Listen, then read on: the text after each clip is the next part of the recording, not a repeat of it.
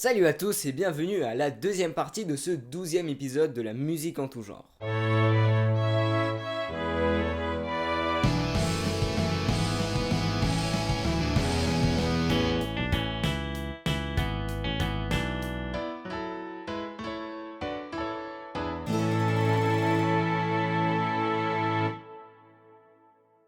À la fin de la dernière vidéo, j'avais expliqué qu'un certain Claudio Monteverdi avait créé à partir des oratorios, des œuvres chantées qui racontent une histoire, un nouveau genre, l'opéra, en rajoutant une mise en scène, des récitatifs, des scènes de ballet, et que cela aurait amené une nouvelle période musicale, la période baroque.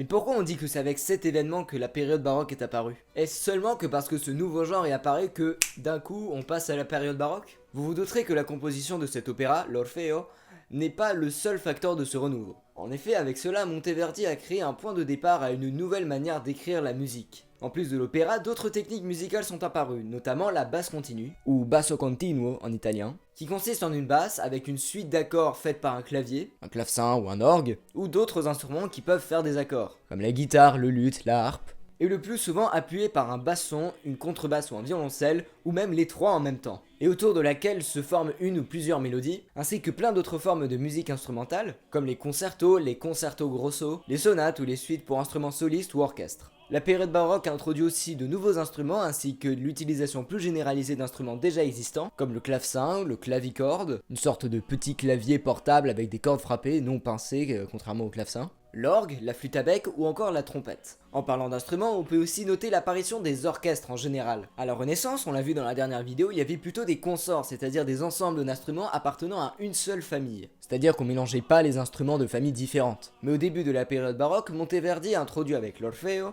un grand ensemble d'instruments qui n'appartiennent pas à la même famille, puisqu'on y voit et on y entend des cuivres, des bois et des cordes dans le même ensemble, ce qui est très novateur pour l'époque.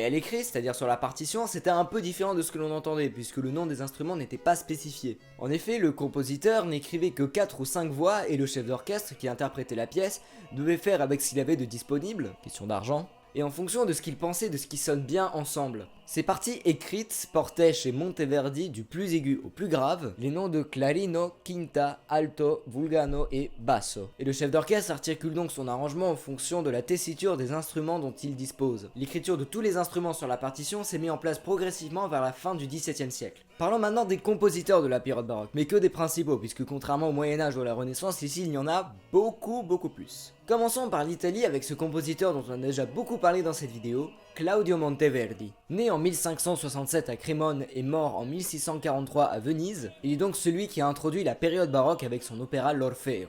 Mais ce n'est évidemment pas sa seule œuvre puisqu'il a aussi fait par exemple éditer 9 livres de madrigaux,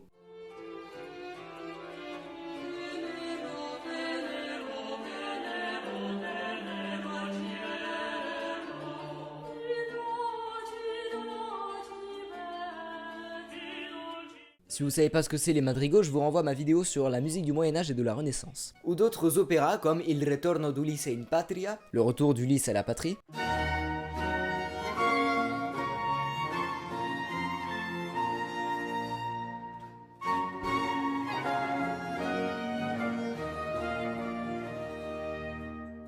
ou L'incoronazione di Popea, le couronnement de Popée.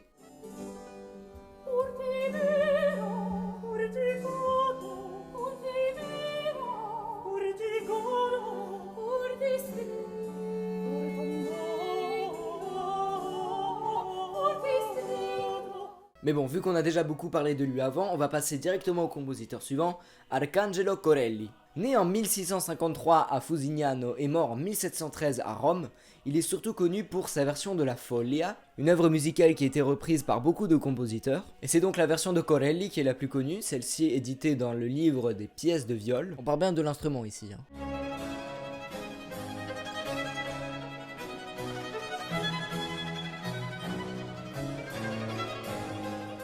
Et oui, alors que les autres pays européens, notamment la France et l'Allemagne, étaient plutôt en mode Ouah, regardez nos orgues, vous avez vu comment ils sont beaux. Et puis en plus on en a plein, regardez, oh les orgues.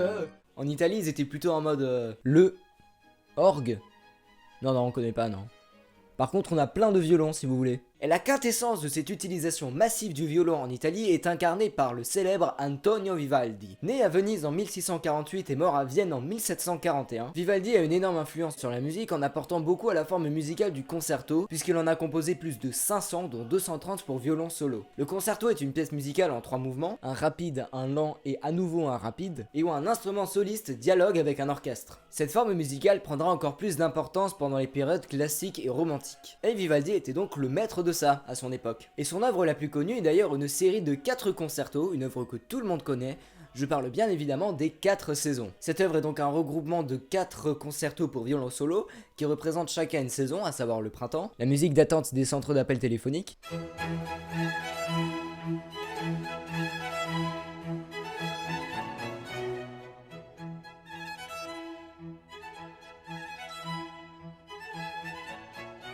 l'été, dont le final apparaît dans pas mal de pubs,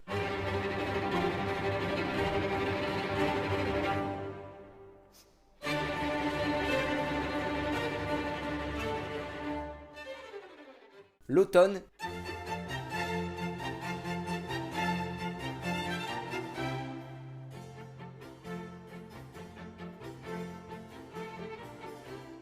et l'hiver.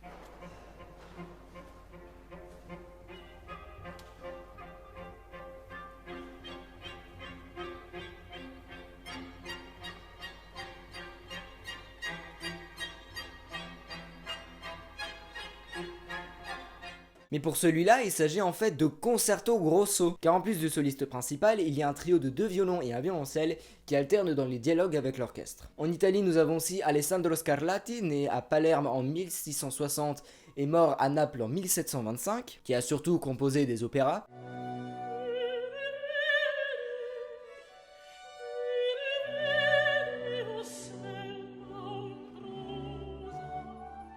Et son fils Domenico Scarlatti, né à Naples en 1680 et mort à Madrid en 1757, qui a surtout composé des sonates pour clavecin.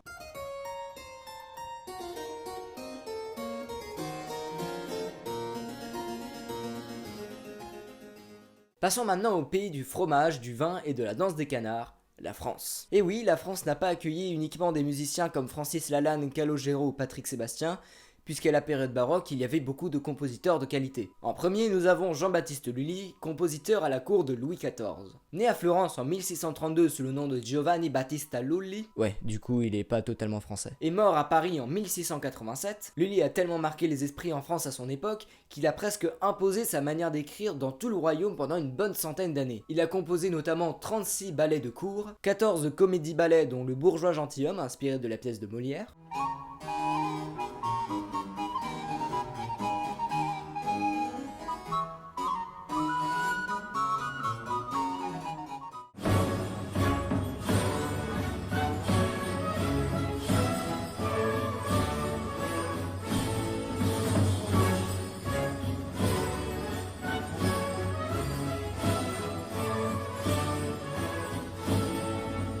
et 16 tragédies lyriques, dont Alceste, qui n'a pour le coup rien à voir avec le misanthrope de Molière, si ce n'est le nom des personnages de Cléante et de Alceste que l'on retrouve dans les deux œuvres.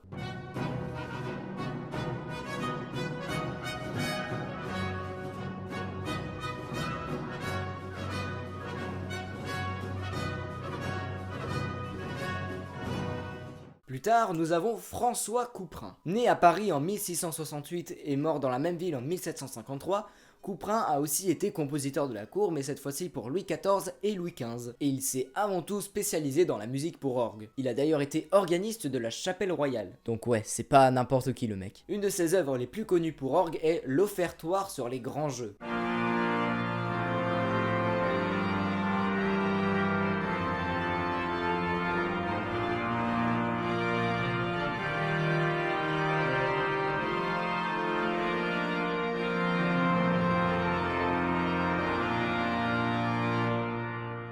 Mais il a aussi composé pour d'autres instruments comme le clavecin, pour lequel il a composé 230 pièces, ou des suites instrumentales en tout genre, un peu dans le style de Corelli. Encore plus tard en France, nous avons Jean-Philippe Rameau, le plus grand des compositeurs baroques français. Né à Dijon en 1683 et mort à Paris en 1764, il est surtout connu pour ses opéras, notamment Les Indes galantes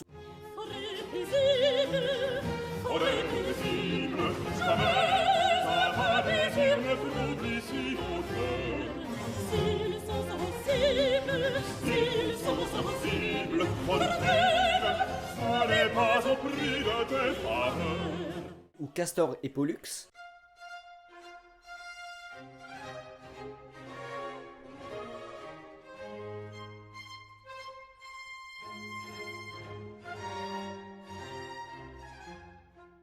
Mais Rameau est aussi connu pour être une des grandes figures de la théorisation de l'harmonie classique ou harmonie tonale. Bien que les ouvrages théoriques de Rameau étaient quelque peu bancals, ils ont été un point de départ à l'introduction du classicisme en musique en France. Rameau écrivait dans un style très différent par rapport à celui de Lully, ce qui a provoqué beaucoup de réactions à l'époque, bien que de nos oreilles on note pas trop de différence entre les deux styles. Oui, de notre point de vue on dirait que c'est la même chose, voire même le même compositeur, mais bon, à l'époque c'était un truc totalement différent, ce qui avait provoqué beaucoup de réactions autant positives que négatives. Rameau a également été plongé dans ce que l'on appelle la querelle des bouffons ou la querelle des coins. Un conflit culturel et surtout musical qui a opposé d'une part les partisans d'une musique française dans toute sa splendeur dirigée par Rameau et d'autre part les partisans d'une musique qui doit emprunter aux autres en faisant par exemple des opéras en italien dirigé par le philosophe Jean-Jacques Rousseau. Ce conflit a duré 2 ans, de 1752 à 1754, et il s'est un peu résolu à la normande, parce que finalement la musique française est restée un petit peu ce qu'elle est, mais elle est quand même allée chercher autre part,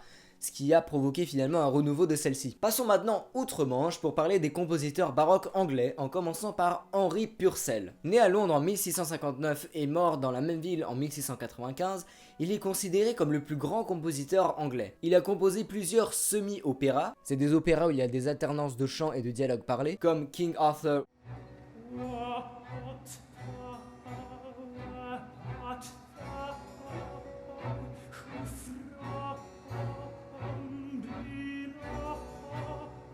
ou The Fairy Queen, qui est inspiré de la pièce de Shakespeare Songe d'une nuit d'été.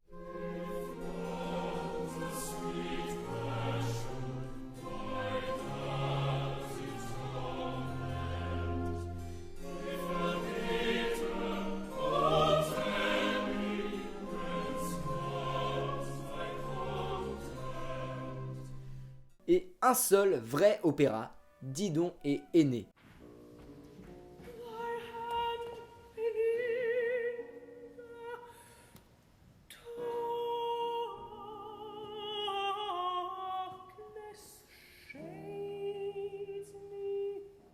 Il a aussi composé des pièces à caractère sacré comme The Bell Anthem.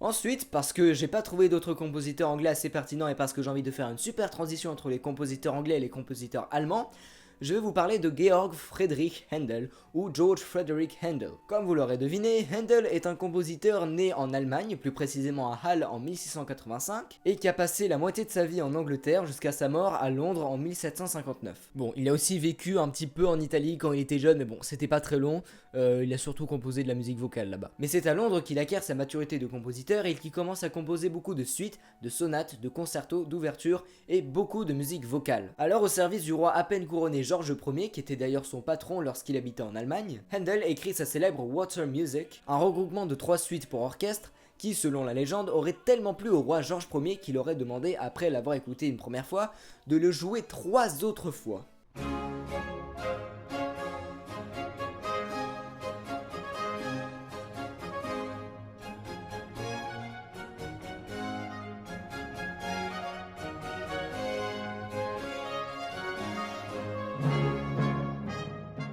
Une autre œuvre très connue de Händel est son oratorio Le Messie, qui est surtout connu pour le final de sa deuxième partie, le fameux Alléluia de Händel.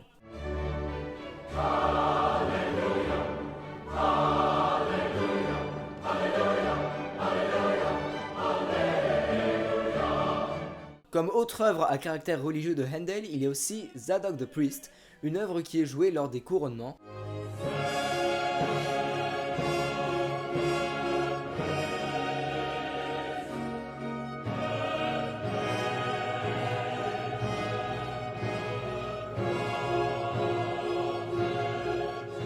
Et qui a accessoirement inspiré l'hymne de la Champions League composé par Tony Britton en 1992.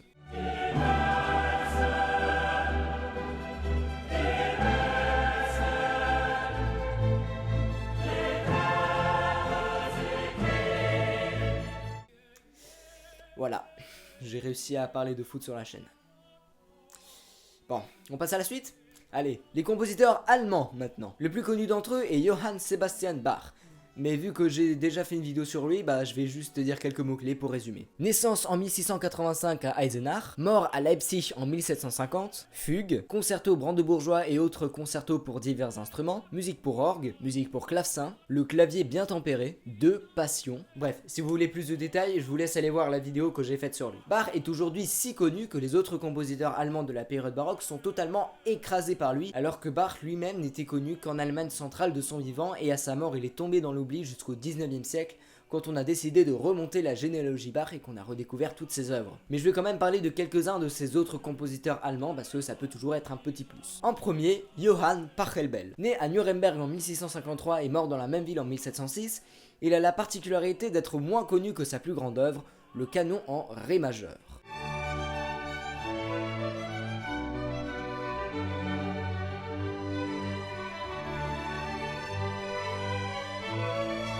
Mais il n'y a pas que ça, puisqu'il a aussi composé 6 suites pour violon et plusieurs chorales pour orgue. Qu'est-ce qu'un choral pour orgue? C'est une variation de chorale chantée. Qu'est-ce qu'un choral chanté? Ce sont des pièces protestantes issues de chansons populaires. Je peux aussi vous parler de Georg Philipp Telemann, né à Magdebourg en 1681 et mort à Hambourg en 1767. En plus d'être plus connu que Bach à son époque, Telemann est l'un des compositeurs les plus prolifiques de l'histoire de la musique, avec plus de 6000 œuvres au compteur, dont 600 ouvertures, 40 opéras et 44 passions.